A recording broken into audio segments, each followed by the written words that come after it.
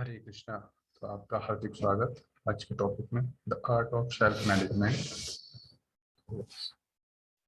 हम देखते हैं कि टॉपिक बहुत ही इम्पोर्टेंट है हमारे जीवन में। अगर हम क्योंकि हम देखते हैं कि हमारे जीवन में फेवरेबल अनफेवरेबल सिचुएशन आती है, तो इन फेवरेबल अनफेवरेबल सारी सिचुएशन में एक समान रहते हुए किसी कार्य को हम समय पर करें, तो ऐसा व्यक्ति वही कर पाता है जो कि अपने जीवन में सेल्फ मैनेज्ड होता है, और इसलिए वो व्यक्ति हमेशा जीवन में सुखी रहता है।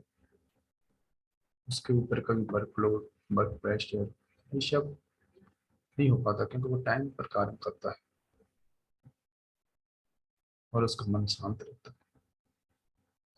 तो ऐसा व्यक्ति अगर हमें बनना है तो आइए आज के टॉपिक के बारे में आज हम इसके बारे में थोड़ा डिस्कस करते हैं।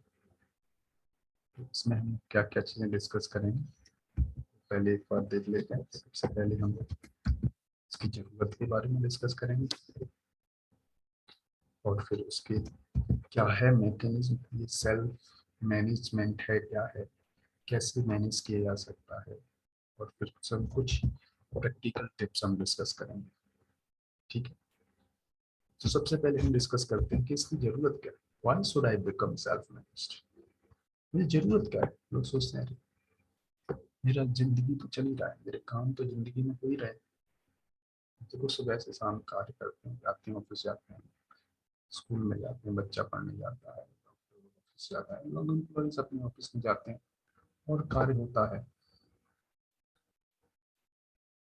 तो फिर जरूरत क्या है? तो आइए इसकी जरूरत के बारे में थोड़ा सा हम डिस्कस करते हैं। जैसे स्टूडेंट्स, तो जो स्टूडेंट सेल्फ मैनेज नहीं है, ऐसे स्टूडेंट जनरली आप देखते हैं कि स्टूडेंट्स चाहते तो हैं बहुत अच्छी मार्क्स आए, 99% मार्क्स आए, और उसके लिए फिर पढ़ना स्टार्ट करते हैं। और पढ़ना कैसे स्टार्ट करते हैं? बस जैसे स्कूल में जो सिलेबस पढ़ाया जा रहा है उसको पढ़ लिया, और हो सकता है कि वो भी कवर ना हो पाए समझ, और फिर धीरे धीरे क्या होता है कि एग्जाम टाइम में क्या होता है, एग्जाम के कुछ हफ्ते पहले फिर देखते हैं कि इतना बड़ा सिलेबस, ओहो अब क्या करें, अब वर्क प्रेशर हो जाता है, फियर होने लगता है, और फिर इसकी वजह से डिप्रेशन में लोग व्यक्ति आ जाते हैं। फिर या तो बच्चा एग्जाम देता है या फिर नहीं देता है, या देता भी है तो कम मार्क्स आते हैं, नेक्स्ट टाइम फिर प्लान करता है, लेकिन नेक्स्ट ईयर फिर ऐसे होता है। जनरली जो सेल्फ मैनेज व्यक्ति नहीं है जिंदगी में, उनके साथ ऐसे होता है, जो कार्य करना चाहते हैं वहां पर समय न देके बाकी अननेसेसरी चीजों में समय निकाल देते हैं, और जब एंड टाइम जब आ जाता है तब ध्यान आता है। तब क्या होता है, जब समय निकल जाता है, जैसे आप देखेंगे बच्चे जब सेमेस्टर स्टार्ट होता है, जब पढ़ाई स्टार्ट होती है, स्कूल में जाते हैं, खेल कूदते हैं, मूवीज जाते हैं, इधर उधर जाते हैं, तब समय निकल जाता है उसमें। लेकिन जब एग्जाम नजदीक आते हैं फिर, और फिर क्या होता है, फिर फ्रस्ट्रेशन होती है। और आप देखो जो वो कार्य 6 महीने में करना था उसको आप एक हफ्ते में कैसे कर सकते हैं, है ना? इससे क्या होता है, व्यक्ति परेशानी में आ जाता है, और या फिर जो उनका डिजायर गोल है, जो अचीव करना चाहते हैं जिंदगी में, अचीव नहीं कर पाते, और फिर जब अचीव नहीं कर पाते तो आपको बताइए फ्रस्ट्रेशन होता है। इसलिए अगर हमें इन सभी प्रॉब्लम से उठना है तो हमें सेल्फ मैनेज व्यक्ति बनना पड़ेगा। दूसरी तरफ हम देखते हैं इसकी लाइफ, देखो जाते हैं, कार्य करते हैं, उनके पास कोई प्रोजेक्ट्स होता है, लेकिन जो सेल्फ मैनेज्ड लोग नहीं होते उनके साथ क्या होता है, सुबह ऑफिस जाएंगे, थोड़ा बहुत काम करेंगे,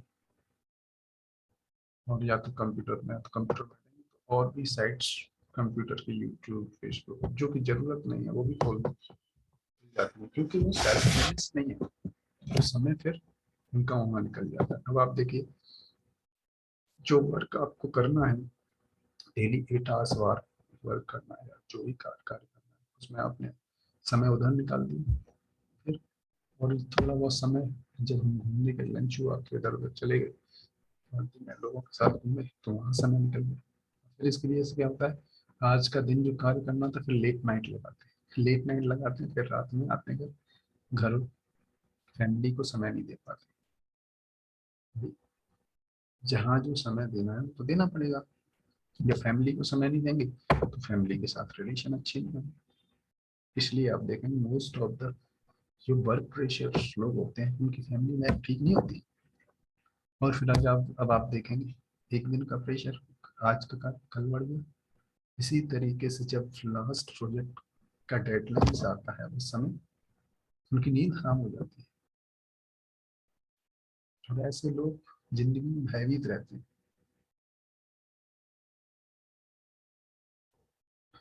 तो ऐसे लोगों,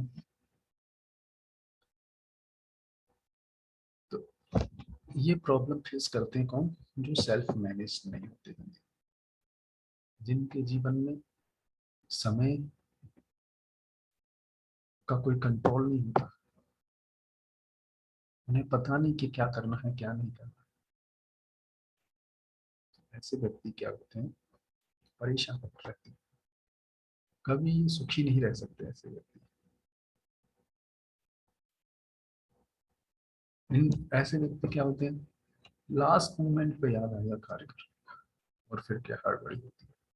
अब आप देखो ना, वही जो कार्य इतने दिनों का कार्य एक दिन में कैसे किया जा सकता है। फिर पूरा दिन भर रात भर लगाएंगे, और आप देखो रात दिन भर लगाएंगे तो भी तो हम एक ह्यूमन बीइंग है, उनको रेस्ट भी चाहिए प्रॉपर। एक डेली का कुछ शेड्यूल है, उतना ही कार्य कर सकते हैं। उससे ज्यादा करेंगे तो फिर हेल्थ खराब होगा। जो जिस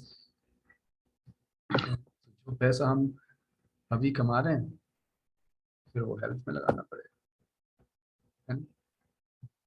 तो ये कुछ प्रॉब्लम्स हैं जो कि सेल्फ मैनेज्ड व्यक्ति नहीं होते, तो जो कि जिंदगी में फेस करते हैं। तो अगर हमें जिंदगी में ऐसा व्यक्ति, you want that work at no time, तो आप सोचो, हर व्यक्ति चाहता है ना कि मेरा कार्य समय पर हो जाए। मैं जो चाहता हूँ, जैसे स्टूडेंट चाहता है कि मैं समय से पहले अपनी पढ़ाई सारी पूरी कर दूं और अच्छे मार्क्स लाऊं, चाहता तो है वो, लेकिन अचीव कौन कर पाते हैं, जो होते हैं। अब उनके अंदर क्या खासियत होती है, लेकिन चाहते तो सब नहीं है, लेकिन तो उसको कैसे अचीव कर सकते हैं। और ऐसे व्यक्ति जो सेल्फ मैनेज नहीं होते वो हमेशा परेशान रहते, डिस्टर्ब रहते हैं, क्योंकि उनका समय पर कार्य नहीं हो पाता। उसकी वजह से ऊपर से वर्क प्रेशर होता है, ऊपर से भी प्रेशर होता है। और इवन कभी कभी तो ऐसा होता है कि उन्हें जॉब फायर आउट कर दिया जाता है। तो अगर हम ऐसी स्थिति से बचना चाहते हैं तो हमें सेल्फ मैनेज्ड बनने की जरूरत है। और जब हम सेल्फ मैनेज्ड बनेंगे तो देखो ये समस्या कैसे पता नहीं चलती, तो कैसे बना जाता है। सेल्फ मैनेज जो व्यक्ति होता है आप देखेंगे वो जिंदगी में कभी भी प्रॉब्लम में नहीं फंसता। फेवरेबल अनफेवरेबल सिचुएशन आती है उनके जीवन में, लेकिन वो पेशेंस रहता है और वो सारी परिस्थितियों में कार्य करता हुआ विचलित नहीं हो पाता, धीर होता है। ऐसा व्यक्ति जिंदगी में बनना है, तो फिर क्या होगा, हमारा हर कार्य टाइम से हो सकता है। लेकिन उसके लिए तो ये सेल्फ मैनेज क्या है, what is the self management, तो वो समझेंगे। ये समझने के बाद फिर हम कुछ प्रैक्टिकल टिप्स डिस्कस करेंगे कि कैसे इसको इम्प्लीमेंट किया जा सकता है। तो आप देखो कोई भी कार्य, दो चीजें हैं जिंदगी में। एक तो हमें लाइफ में कुछ ना कुछ कार्य करना होता है, जैसे आप देखो मनुष्य जीवन, स्टूडेंट है या एम्प्लॉय है या कोई भी है, कैरियर बनाना है, जिंदगी में कुछ ना कुछ कार्य करना होगा। तो जो कार्य हमें करना है, अब वो कार्य कैसे किया जा रहा है, तो एक तो ये कार्य कैसे किया जा रहा है इसको मैनेज करना है। दूसरा, जो व्यक्ति इस कार्य को कर रहा है वो वो अपने आप को मैनेज करना है कि नहीं। जैसे मान लो कि कोई कार्य करना चाहता है लेकिन वो पहले से ही डिस्टर्ब है, उसका माइंड डिस्टर्ब है, तो वो क्या कार्य करे, कुछ कार्य नहीं कर पाएगा, राइट। तो इसलिए दो तरीके का मैनेजमेंट चाहिए, एक तो वो जो कार्य करना चाहता है वो, एक दूसरा वो व्यक्ति का मेंटल स्टेटस, उसका मैनेजमेंट। ये दो मैनेजमेंट बहुत इंपॉर्टेंट है। अगर जिंदगी में ये दो चीज मैनेज हो जाए, फिर वो व्यक्ति कभी जिंदगी में विचलित नहीं हो सकता, वो धीर मनुष्य कहलाता है। धीरज तत्र न मुह्यति, जैसे भगवान कृष्ण बोलते हैं भगवद गीता में कि धीर व्यक्ति सर्दी वर्षा गर्मी ऋतु इन सब से विचलित नहीं होता, जिंदगी में सुख और दुख आते हैं इनसे विचलित नहीं होता, अपने मार्ग में अडिग रहता है। तो सबसे पहले हम डिस्कस करते हैं, कोई भी कार्य है या कोई भी प्रोजेक्ट है तो उसको कैसे हम मैनेज कर सकते हैं। तो यहाँ पर हम एक मोटा मोटा मॉड्यूल हम बता रहे हैं, बट उस मॉड्यूल को डिटेल में आप अपने अपने डिफरेंट डिफरेंट कार्यों के हिसाब से आप प्लान कर सकते हैं। जैसे आप देखें, सबसे पहले किसी भी कार्य को आपको करना है, जैसे मान लो कोई स्टूडेंट्स, वो स्टूडेंट, सपोज करो 12th क्लास का स्टूडेंट है, और वो अच्छी मार्क्स पाना चाहता है। अच्छी मार्क्स मतलब 95-99% मार्क्स लाइफ में चाहता है, वो ऐसा चाहता है। तो अब वो चाहने से काम नहीं होगा, सबसे पहले हमको प्लान आउट करना पड़ेगा कि ठीक है ये हमारा गोल है। प्लानिंग में क्या आता है, क्या गोल है, मैं इतने मार्क्स अचीव करना चाहता हूँ। तो फिर जब अचीव करना चाहेंगे तो फिर प्लानिंग करनी पड़ेगी। कैसे प्लानिंग का मतलब, वो कैसे अचीव होगा, तो उसके लिए बहुत इंफॉर्मेशन चाहिए होगी। जैसे क्या सिलेबस है हमारा, और ये सिलेबस कितना है, कितना ड्यूरेशन है हमारे पास, ये प्लानिंग के फैक्टर्स है। कितना सिलेबस है, कितना टाइम है हमारे पास, और फिर उस सिलेबस को इस टाइम के हिसाब से डिवाइड कर पाना। कितने सब्जेक्ट्स हैं, उन सब्जेक्ट्स को कितना, क्योंकि आप देखेंगे जनरली लोग क्या करते हैं कि जिनका जिस सब्जेक्ट में इंटरेस्ट होता है उसको तो समय दे देते हैं, और जिनका कम इंटरेस्ट होता है सब्जेक्ट में उनको ज़्यादा समय नहीं दे पाते। लेकिन आपके मार्क्स, आप देखो चाहे वो मैथमेटिक्स हो, चाहे वो ज्योग्राफी, चाहे हिंदी हो, मार्क्स तो आपको इक्वली मिलेंगे, है ना। तो इसलिए हाँ, ये है कि आपकी स्ट्रेंथ जिसमें है उसको आपको कम डिवोट टाइम डिवोट करना पड़ सकता है। इसलिए हमें अपने बारे में भी समझना पड़ेगा। प्लानिंग में ये भी आता है कि मैं, मेरा वीक पॉइंट क्या है, मेरी स्ट्रेंथ किस सब्जेक्ट में है। ये जब चीजें हम समझेंगे अपने बारे में, और जो चीज अचीव करना चाहते हैं उसके बारे में, तो हमने पहले प्लान किया कोर्स कितना है, और हर जो सब्जेक्ट है उसके कुल मार्क्स हैं, किस तरीके के क्वेश्चंस आएंगे, टीचर्स कैसे हैं, उनके साथ व्यवहार।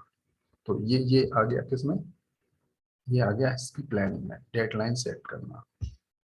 और फिर डेडलाइन सेट की कि इतने समय में, और फिर शॉर्ट टर्म गोल सब कि इतने समय में मेरे को इतना कार्य अचीव करना है, ये सब्जेक्ट, और अपनी स्ट्रेंथ और वीकनेस के आधार पर किस सब्जेक्ट को कितना टाइम देना है, रेगुलरली या वीकली, वो अपना टाइम स्केड्यूल बनाए। ये सब चीजें जब हम बना लेंगे, फिर आता है दूसरा पॉइंट, एग्जीक्यूशन। ये प्लानिंग बहुत इंपॉर्टेंट है हर कार्य के लिए। प्लानिंग बहुत इंपॉर्टेंट है। आप लोग कोई सोचेंगे प्लानिंग करने की क्या जरूरत है, कार्य करो जाके। तो उसी तरीके से हो गया, जैसे कोई लकड़हारा है नहीं। पेड़ काटने जा रहा है, दो लकड़हारे, एक थोड़ा पहले अपनी कुल्हाड़ी को थोड़ा धार रख रहा है, पैना बना रहा है, और एक लकड़हारा सीधे पेड़ को काट रहा है जाती, बहुत देर से लगा हुआ है लेकिन कट नहीं रहा। लेकिन ये इसने जो थोड़ा समय लगाया अपनी कुल्हाड़ी को साफ करने में, तुरंत गया और लकड़ी को फिर काटा, उससे पहले काट के आ गया। ये प्लानिंग का इफेक्ट है। तो प्लानिंग इस तरीके से कार्य करती है, मतलब हमारे कार्य की स्पीड को बढ़ा सकती है और उसके अचीव करने की प्रोबेबिलिटी को बढ़ा देती है। तो बगैर प्लानिंग के किया हुआ कार्य की अनसर्टेनिटी होती है कि अचीव होगा या नहीं अचीव होगा। जैसे जनरली आप देखेंगे लोग स्टूडेंट्स क्या करते हैं, पढ़ाई, हाँ मैं हूँ 12th में, ये सब्जेक्ट्स हैं, हाँ ठीक है आज हम ये पढ़ लेते हैं, आज ये सब्जेक्ट पढ़ा गया, जो होमवर्क मिला वो कर लिया, और चलो बाकी का कुछ कल कर लेंगे, और देख लेंगे कल परसों कर लेंगे, इस तरीके से प्लान नहीं करते रहते। तो उसकी ऐसे क्या होती है, प्रॉब्लम पेश होती है उनको। तो इसलिए प्लानिंग उस कुल्हाड़ी को धार लगाने की तरह है, जिससे कि वो कार्य बहुत जल्दी से कार्य हो जाता है। तो ये प्लान हर कार्य के लिए प्लानिंग अलग तरीके से हो सकती है, लेकिन यहाँ पर हम ये एग्जाम्पल लेकर स्टूडेंट्स के लिए लेकर चल रहे हैं। बाकी कार्यों के लिए अगर हमें करना है तो उसके लिए भी इंफॉर्मेशन चाहिए होगी, और बाकी आप हमारे जो टीचर्स हैं उनके साथ आप डिस्कस कर सकते हैं, ठीक है। प्लानिंग की बात केवल प्लानिंग नहीं ऐसा नहीं कि प्लान ही बना दिया, बस प्लान बना दिया उसके बाद कुछ नहीं। बहुत सारे लोग क्या करते हैं, डे ड्रीमर्स होते हैं, प्लान बनाते रहते हैं, बस बहुत अच्छा प्लान बनाया, बहुत अच्छा प्लान, और उसके बाद करना क्या है वो नहीं करेंगे। तो इसलिए प्लानिंग के बाद क्या, एग्जीक्यूशन। एग्जीक्यूशन मतलब जो हमने प्लान बनाया है उसके अकॉर्डिंग कार्य करना प्रारंभ करें, जो डेडलाइंस हमने सेट की हैं उसके अकॉर्डिंग हम कार्य करना प्रारंभ करें। हाँ थोड़ा बहुत ऊपर नीचे होएगा, इसके लिए भी हमारा थर्ड मॉड्यूल, थर्ड सेक्टर है, जिससे कि हम दोबारा से जल्दी रेक्टिफाई कर सके कि कहाँ प्रॉब्लम आ रही है। जनरली लोग ये कर नहीं पाते हैं। जैसे हमने सेट कर लिया कि वीक में हमें 5 सब्जेक्ट है, 5 सब्जेक्ट में हमें 3 स्ट्रेंथ, 3 में हमें हर स्ट्रेंथ अच्छी है, अच्छी जल्दी से समझ में आ जाते हैं, और 2 सब्जेक्ट्स हैं जिनमें हमें ज़्यादा समय देने की जरूरत है। तो फिर हमने उसके अकॉर्डिंग प्लानिंग किया हमने। तो वीक में हमने 3 सब्जेक्ट्स को ज़्यादा समय दिया, कम समय दिया उन 2 सब्जेक्ट के कंपेरिजन में, और फिर हमने, मान लो हमने 3 सब्जेक्ट्स को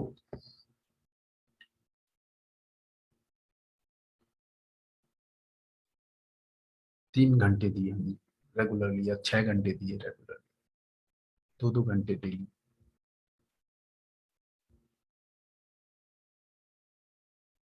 तो फिर क्या हुआ, उसको समय दिया, बाकी का समय हमने 2 सब्जेक्ट में, उसमें अगर हमें कम समय लगता है उसके हिसाब से हमने देख लिया। तो इसलिए हमको अपने बारे में भी जानने की बहुत जरूरत है। जनरली लोग ये भी नहीं समझ पाते, क्यों, क्योंकि अपने बारे में इंट्रोस्पेक्ट करते ही नहीं, अपने आप को जानते ही नहीं। उन्हें यही नहीं पता कि मेरी वीकनेस क्या है, मेरी स्ट्रेंथ क्या है, क्योंकि जब यही नहीं पता तो कैसे आप कार्य कर पाओगे, है ना? तो फिर नहीं, तो फिर होता है क्या है कि जहाँ इंटरेस्ट होता है वहीं समय लगता जाता है, बाकी के सब्जेक्ट्स क्या होते हैं, रह जाते हैं, जबकि वो इक्वली मार्क्स दे सकते हैं आपको।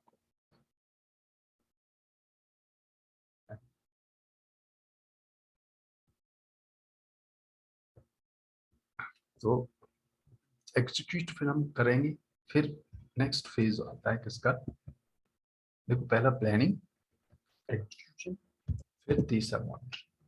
मॉनिटरिंग भी बहुत इंपॉर्टेंट है, क्योंकि अगर मॉनिटर हम नहीं करेंगे वो भी रेगुलर बेसिस पर, जैसे वीकली हमने टारगेट बनाया तो वीकली फिर मॉनिटर करें। असेसमेंट हमने देखा कि इस सब्जेक्ट का असेसमेंट भी हम यानी मॉनिटरिंग मतलब वो कार्य टाइम से हुआ और उसमें सक्सेस मिला कि नहीं मिला, इसलिए मॉनिटरिंग। फिर मैं वो पढ़ा, उसके क्वेश्चन आंसर के बेसिस पर क्वेश्चन हमने आंसर सॉल्व किए कि नहीं, और फिर देखा कि उसके आधार पर कितना आउटपुट आ रहा है। क्योंकि जब रेगुलरली हम short term short short short चीजें एक एक हफ्ते करते रहेंगे, मॉनिटरिंग करने से क्या हुआ कि जहां जहां हमें पता लगा, मान लो सपोज करो, क्योंकि परफेक्शन एक दिन में नहीं आएगा हमारे, हो सकता है कि किसी इस हफ्ते हमने, क्योंकि हमारी हो सकता है हमारी ऐसी हैबिट ना बन पाई, हमारा हैबिट इंटरेस्ट वाले सब्जेक्ट में ज्यादा समय दे दिया, या फिर कभी कभी हमने कहीं, है नहीं, इधर उधर फालतू समय निकाल दिया, तो वो समय, वो सब्जेक्ट बढ़ गया, सब्जेक्ट जिसको समय देना था उसका सब्जेक्ट का टाइम कम हो गया।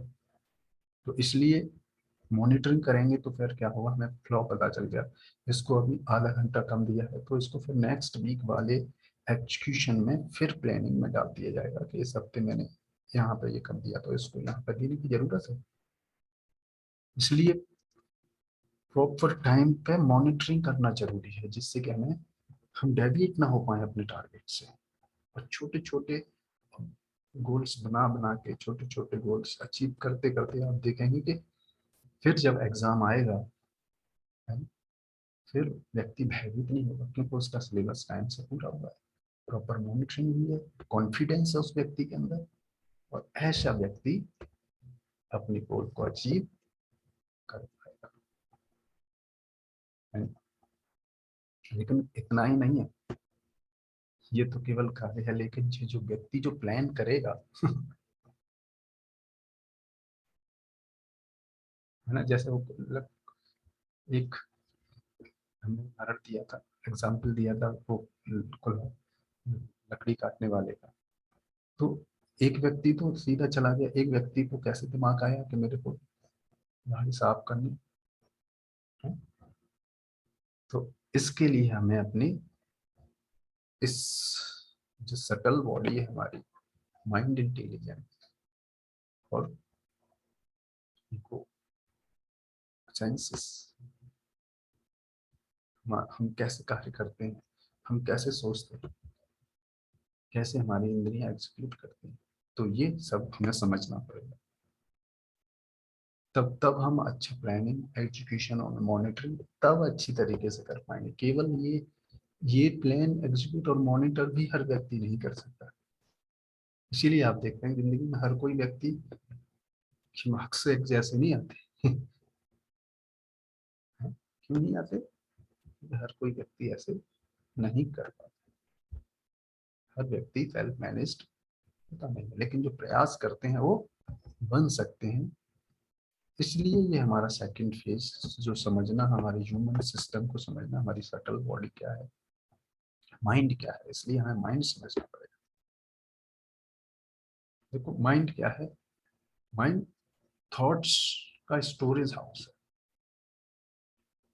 जिसके अंदर हमारे प्रीवियस विचार, हमारी अनफुलफिल्ड डिजायर्स, हमारे प्रीवियस एक्सपीरियंसेस, वो इसमें थॉट्स इसमें रहते हैं, और ये बहुत जरूरी है। अगर हमें कोई कार्य करना है, या फिर इवन हमें कठिन से कठिन परिस्थितियों, या फिर जिंदगी में हमें लोगों के साथ कैसे डील करना है, क्योंकि आप देखो कार्य केवल कार्य नहीं करना, जैसे जब हम पढ़ाई कर रहे हैं तो टीचर्स के साथ डील करना पड़ेगा, लेकिन टीचर्स के साथ अच्छी तरह बिहेवियर करना, और भी स्टूडेंट्स हैं उनके साथ अच्छा बिहेवियर करना, नहीं तो फिर क्या होगा, अगर नहीं अच्छी तरह बिहेवियर कर पाएंगे, छोटी छोटी बात में गुस्सा हो जाएंगे, तो उनके साथ अच्छा रिलेशन नहीं, तो उनमें समय निकल जाएगा, और हमारा माइंड डिस्टर्ब रहेगा, मैन तो बहुत है। तो इसलिए ये समझना बहुत जरूरी है। तो माइंड हमने समझा क्या है, unfulfilled desires and previous experiences. अब ये जब माइंड ये है, और फिर ये माइंड क्या करता है, इन सेंसेस को, हम माइंड को सिग्नल्स आते आते हैं, कहाँ से ये थॉट्स आते हैं, और माइंड कैसे इन सेंसेस के थ्रू कार्य करता है, वो ये हमारी सेंसेस है, जो 5 नॉलेज गेनिंग सेंसेस है, आईज, नोज, टंग, ईयर, स्किन, ये क्या होती हैं, ये सिग्नल्स प्रोवाइड करती हैं हमारे माइंड को, और फिर माइंड्स एग्जीक्यूट करता है। माइंड फिर हमारी जो ग्रॉस सेंसेस हैं, हमारी जो वर्क सेंसेस हैं, जैसे हाथ पैर, ये कार्य कराते हैं। इनके थ्रू हम फिजिकल कार्य कर पाते हैं, जैसे सुबह उठना, पढ़ाई करना, रीडिंग करना, ये सब। और इनको डिसीजन डिसीजन कौन देता है? इंटेलिजेंस। द डिसीजन क्या होता है? इंटेलिजेंस के थ्रू डिसीजन दिया जाता है। तो सेंसेस सिग्नल्स से आएंगे, सेंसेस से जो 5 नॉलेज गेनिंग से सिग्नल्स आएंगे। अगर हमारी डिसीजन मेकर अच्छा नहीं है, पावरफुल नहीं है, तो हमें ये नहीं पता चलेगा कि क्या सही है, क्या गलत विचार है नहीं? है ना? तो वो जो कुल्हाड़ी वाला जो हमने हट दिया था वास्तव में, तो जिस व्यक्ति का डिसीजन सही नहीं होगा, जैसे आप देखो, एक व्यक्ति ने डिसीजन ले लिया सही कि पहले मेरे को कुल्हाड़ी साफ करनी है, दूसरी व्यक्ति ने डिसीजन नहीं लिया क्योंकि उसकी बुद्धि इतनी शार्प नहीं थी। कैसे शार्प होगी बुद्धि, कैसे होगी चीजें, उसके बारे में भी अब हम डिस्कस करेंगे। प्रैक्टिकल टिप्स कैसे किया जा सकता है। तो बट ये है कि हमारा माइंड भी अच्छे विचार होने चाहिए, डिसीजन पावर अच्छी होनी चाहिए, और इंद्रियां जहां से सिग्नल आ रहे हैं वो भी कंट्रोल में होनी चाहिए। फिर ऐसा व्यक्ति फिर क्या करेगा? अच्छा प्लान कर सकता है, और उस प्लान को अच्छी तरीके से एग्जीक्यूट कर सकता है, और फिर एग्जीक्यूशन को अच्छी तरीके से मॉनिटर करके फिर दोबारा से प्लानिंग में डाल के साइकिल को करता है, और जिंदगी में समय पर रहते हुए, विदाउट विचलित हुए, जिंदगी में फेवरेबल अनफेवरेबल सिचुएशन के आते जाते रहते हुए भी वो अपने कार्य को समय कर सकता है और सफलता हासिल कर सकता है। ठीक है? तो अब क्वेश्चन है कि हम कैसे ये अच्छे कैसे करें। अब आप ये बताएं कि व्हाट शुड आई डू, मुझे अब करना क्या है? ठीक है, ये तो हमने समझ लिया कि प्लान करना है, दिमाग कैसे कार्य करता है, लेकिन मैं अब करूं क्या? तुरंत अभी से मैं क्या करूं इसके? तो आप सबसे पहले देखो, अपने आप के बारे में आपको जानना पड़ेगा। सबसे पहले रेगुलरली आप क्या करें? Getting knowledge about himself from bona fide sources. अपने बारे में, मैं क्या हूँ, मेरे अंदर क्या वीकनेस स्ट्रेंथ है। तो इसलिए इसके लिए हमें अपने सिस्टम को समझना पड़ेगा, कैसे मन बुद्धि, मैं कौन हूँ, क्या मेरे जीवन का उद्देश्य है। तो ये सब समझने के लिए हमें भगवत गीता, श्रीमद् भागवतम, जो कि बोनाफाइड सोर्सेस हैं, चैतन्य चक्रामृत, ऐसे ग्रंथों से हमको, ऐसे एब्सोल्यूट साइंस से हमको अपने बारे में समझना पड़ेगा। ऐसे ग्रंथों को रेगुलरली जब हम पढ़ेंगे जिंदगी में, तो फिर हम अपने आप को समझ पाएंगे, और तब हम पता लगा पाएंगे, और अपने आप को इंट्रोस्पेक्ट करना पड़ेगा। जैसे हम कोई कार्य करते हैं, जनरली लोग क्या करते हैं, कार्य करते हैं लेकिन पूरे दिन को शाम को बैठ के वो एनालिसिस नहीं करते कि मैंने ये कार्य किया, यहाँ पर गलती हुई, यहाँ पर गलती नहीं हुई। तो ये शाम को बैठ के, और ये कौन कर पाएगा? जो ये रेगुलर स्क्रिप्चर्स पढ़ेगा, अपने बारे में जानेगा। तो बैठ के ये स्क्रिप्चर्स रेगुलरली 5 और 10 मिनट्स 15 मिनट्स रेगुलरली पढ़ेंगे, इंट्रोस्पेक्शन करेंगे अपने बारे में कि कहाँ मैं मिस्टेक कर पाता हूँ, कहाँ वीकनेस है ना, कहाँ मेरी स्ट्रेंथ है, ये सब पता करना पड़ेगा।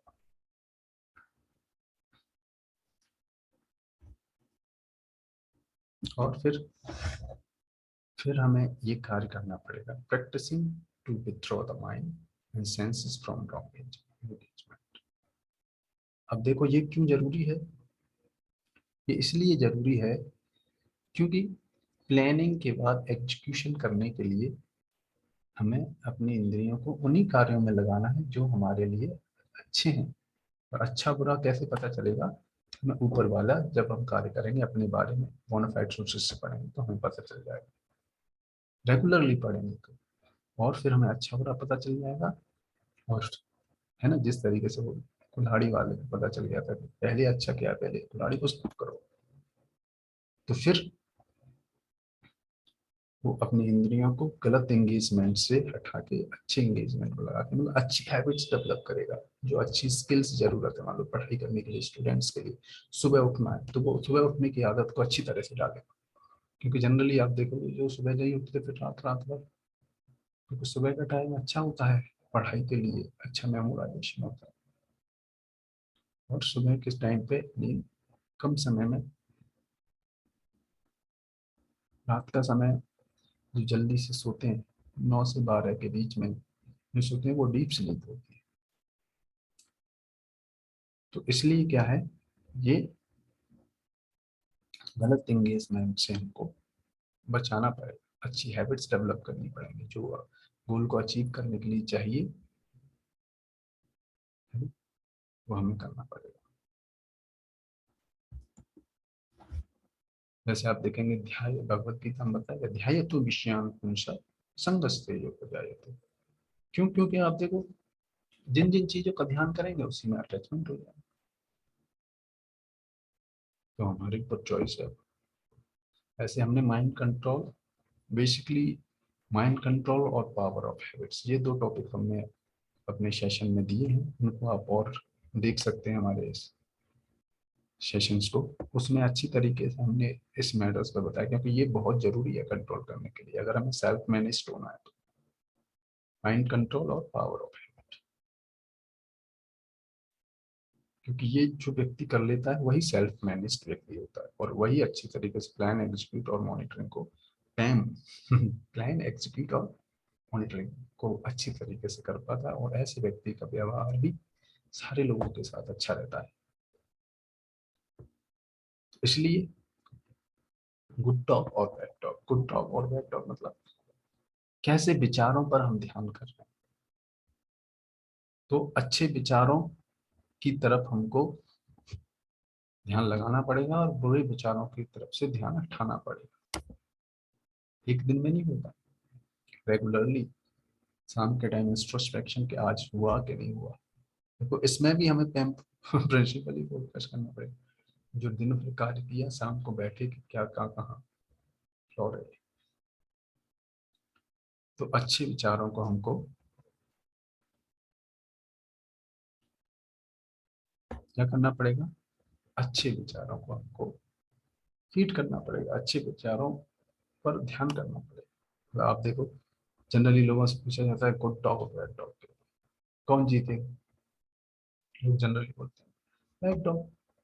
लोग सोचते हैं करे हमेशा बुराई जीतती है, लेकिन ऐसा नहीं है। भाई आप जिस कुत्ते को ज्यादा खिलाओगे खिलाओगे वो जीतेगा, अच्छा हो या बुरा हो। तो हमने अपने जीवन में जैसे विचारों को अपने दिमाग में चिंतन किया है वैसे विचार हमें प्रभावित करेंगे, क्योंकि हमारा मन स्टोर हाउस है ऐसे थॉट्स का, और यही थॉट्स फिर इंद्रियों को प्रभावित करते हैं और फिर वे एक्शन में आ जाते हैं। तो चॉइस हमारे हाथों में कि हमें कैसा व्यक्ति बनना है, सेल्फ मैनेज बनना है कि और क्या करना पड़ेगा। एक आसान तरीका है associating with self manage person और सिंसियरली हुआ ट्राइंग टू बी। जो व्यक्ति जिंदगी में ऐसे व्यक्ति हैं सेल्फ मैनेज्ड हैं, समय पर कार्य करते हैं, उनका मन और इंद्रियां कंट्रोल में, ऐसे व्यक्ति के साथ कुछ समय बिताएं, उनसे पूछें, तो फिर बड़ी आसानी से हम सेल्फ मैनेज्ड बन सकते हैं। ऐसे व्यक्ति से गाइडेंस लें, कुछ समय उनके साथ बिताएं, तो हमें समझ में आएगा उनके बारे में। और क्या करना पड़ेगा, ये जो कार्य हैं जो रेगुलरली हमको डेली करने, मंत्र मेडिटेशन, थ्रू चैंटिंग महामंत्र हरे कृष्ण कृष्ण कृष्ण हरे हरे, हरे राम राम राम हरे हरे। तो ये हरे कृष्ण महामंत्र का हमें मेडिटेशन जब हम करेंगे तो फिर क्या होगा, मंत्रा मेडिटेशन करने से हमारा माइंड कंट्रोल में आता है, हमारा माइंड फोकस रहता है, इधर उधर भागता नहीं। और हम भगवान से प्रार्थना करते हैं इस मंत्र के माध्यम से, जिससे कि हम अच्छे कार्यों नहीं कर पाए। तो ऐसा हमको जिंदगी में रेगुलरली जब हम ये कुछ चीजें करेंगे तो हम कुछ समय में सेल्फ मैनेज व्यक्ति बन सकते हैं। और एक साथ कुछ नहीं होता, अभी से हम प्रारंभ करेंगे तो धीरे धीरे करके अब देखो, तो जहाँ कुछ समय में बन जाएंगे, ऐसे नहीं। अभी से कुछ कुछ बूंद बूंद करके घड़ा भरता है। तो अभी से जब हम स्टार्ट करेंगे तो ये जो आज हमने सेशन में बताया, ये जब रेगुलरली ये हमारी जो मेंटल स्टेटस है, ये कॉन्शियसनेस है, उसको बना के रखता है। और ये मतलब ये कुल्हाड़ी को साफ कर रहा है। और इस साफ जब कुल्हाड़ी रहती है तो ऐसे विचार वाला व्यक्ति, ऐसा बुद्धिमान व्यक्ति क्या है, जो पैम मॉडल है, प्लान एग्जीक्यूट और मॉनिटरिंग है, इसको एग्जीक्यूट करके सफल हो पाता है। ठीक है, तो आज के सेशन को हम यहीं पे स्टॉप करते हैं। आपका बहुत बहुत धन्यवाद। हरे कृष्णा।